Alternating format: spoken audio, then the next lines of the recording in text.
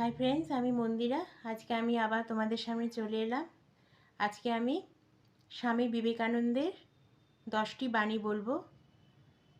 তোমরা অবশ্যই পাশে থাকবে, ধৈর্য সহকারে শুনবে। ঠিক আছে, চলে এসো, শুরু করি। 1 নম্বর, সবসময় অন্যের কল্যাণ করার চেষ্টা করবে। দেখবে ঈশ্বর নিজে থেকেই তোমার কল্যাণ করেছেন।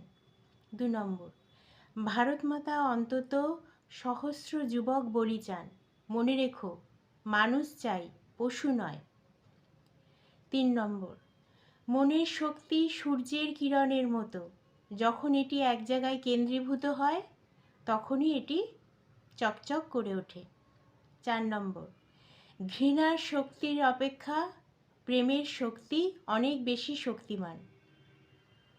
5 নম্বর, নিজের উপর বিশ্বাস না এলে ঈশ্বরের উপরও বিশ্বাস আসে না। 6 নম্বর, মস্তিষ্ককে উচ্চমানের চিন্তা ভাবনা দিয়ে পূর্ণ করো। দিবারাত্র এগুলোকে তোমার সামনে রেখে চলো। দেখবে এগুলোর থেকে মহান কাজ বেরিয়ে আসবে। আর 7 নম্বর, সাহসী লোকেরাই বড় বড় কাজ করতে পারে। 8 নম্বর, কাজ করো, নির্ভীকভাবে কাজ করে চলো, এগিয়ে চলো সত্য আর ভালোবাসা নিয়ে। 9 নম্বর, শুধু বড়লোক হলেই হবে না, বড় মানুষ হও। 10 নম্বর, এমন কাজ করে চলো যে তুমি হাসতে হাসতে মরবে আর জগৎ তোমার জন্য কাঁদবে। ঠিক আছে, আজকে এই 10টি বাণী বললাম। আজকের মতো আসি, আবার নেক্সট দিন অন্য কিছু আনবো। তোমরা অবশ্যই সাবস্ক্রাইব, কমেন্ট আর লাইক করে দেবে।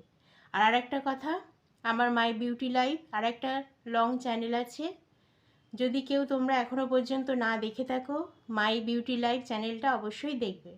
সেখানে অনেক রকমের আমি ভিডিও করেছি, গান, আবৃত্তি, নীতিকথা, বিউটি টিপস, ভ্রমণ, খাওয়া দাওয়া, তারপরে অনেক কিছু আছে বিভিন্ন রকমের।